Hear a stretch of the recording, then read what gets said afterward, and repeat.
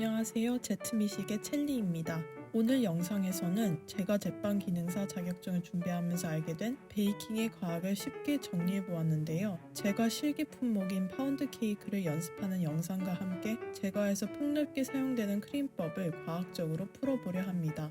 바로 시작하겠습니다.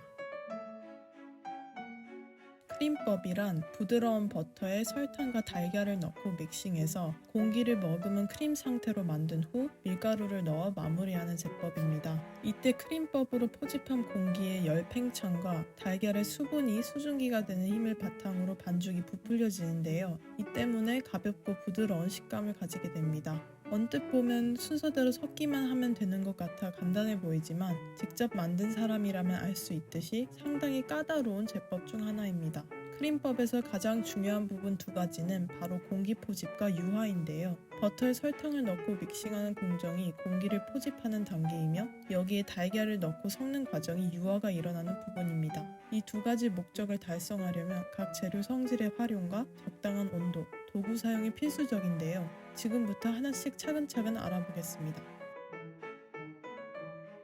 먼저 반죽의 바탕이 되는 버터는 베이킹에 유용한 여러 가지 성질을 가지고 있는 재료인데요. 그 중에서 크리밍성이라는 성질을 이용하여 반죽을 만드는 것이 바로 크림법입니다. 크리밍성이란 버터가 크림 상태로 만들어졌을 때 공기를 포집하는 성질을 뜻합니다. 그래서 사용할 버터는 손가락으로 눌렀을 때 쑥 들어가는 정도인 포마드 상태로 준비해야 하며 한번 녹여버리면 다시 굳힌다 해도 크리밍성을 아예 잃어버리기 때문에 공기 포집이 불가하게 됩니다. 날씨가 추운 시기에는 3분의 1 정도만 녹인 후 잘 섞어 믹싱해줘도 무방하지만 너무 녹이면 묽은 상태가 되어 공기 포집이 충분히 이루어지지 않으므로 조심해야 합니다. 참고로 저 영상에서 저는 실수로 필요 이상으로 녹여 묽은 상태가 되었습니다. 먼저 버터가 빠르게 부풀 수 있도록 마요네즈 정도의 질감이 될 때까지 휘핑해준 후 설탕을 넣고 노란색이었던 버터에 공기가 가득 차 뽀얗게 부풀어 오를 때까지 믹싱해 주어야 합니다. 이때 중요한 점은 설탕을 버터에 골고루 분산시키는 것인데요. 골고루 분산된 설탕은 나중에 넣을 달걀이 버터에 잘 섞이도록 도와주는 역할을 수행합니다. 이때 설탕의 유용한 성질 중 하나인 흡습성을 이용하게 되는데요. 수분을 빨아들이는 성질 덕분에 달걀의 수분이 일부 흡수돼 수분 재료인 달걀이 유지 재료인 버터에 균등하게 섞이도록 돕습니다. 한편으로는 버터의 수분도 빨아들이기 때문에 버터와 믹싱할 때 한 번에 넣으면 수분을 뺏긴 버터가 단단해져 섞기 어려워지기 때문에 나누어 넣어야 합니다.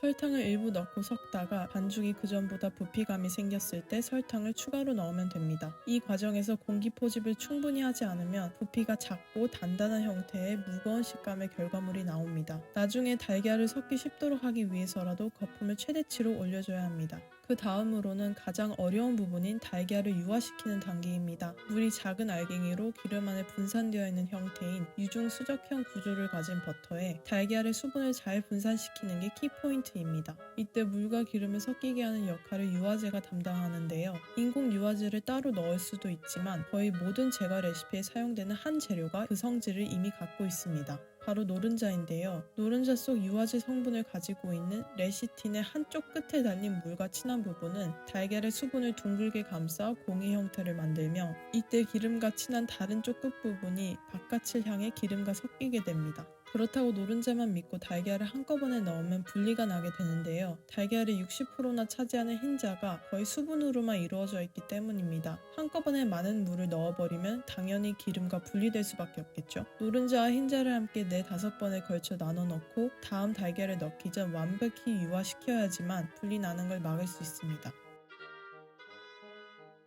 온도는 이 모든 과정을 거칠 때 계속해서 신경 써야 하는 부분인데요. 크림법을 할 수 있는 반죽 온도는 18도에서 23도 사이입니다. 온도가 너무 높거나 낮으면 버터가 너무 묽거나 딱딱해져 공기 포집이 불가하기 때문인데요. 그래서 달걀 온도를 세심하게 살펴야 합니다. 차가운 달걀을 넣으면 버터가 굳어버려 섞이지 않기 때문에 약 25도 정도의 따뜻한 상태로 넣는 게 좋습니다.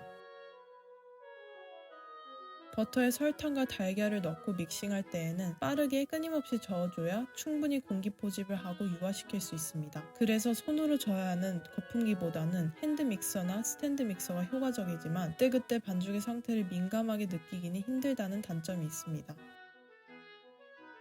아무리 신경 써서 크림법을 하더라도 저처럼 아직 미숙한 단계라면 결국 분리가 날 수 있는데요. 그럴 때에는 나중에 넣을 밀가루 중 일부를 넣어 수분을 흡수시키는 방법이 있습니다. 하지만 버터 속에 분산되지 못한 수분이 단숨에 밀가루에 다량 흡수되면서 끈적끈적한 반죽이 만들어지고 식감이 나쁜 결과물이 나올 수 있습니다. 또한 분리가 너무 많이 진행된 반죽은 이 방법으로도 소생시키기 어렵습니다. 한편으로는 분리가 심하게 일어나면 공기가 버터 속에서 기포 형태로 저장되어 있던 구조가 무너져버려 열심히 포집한 공기를 잃을 수도 있습니다.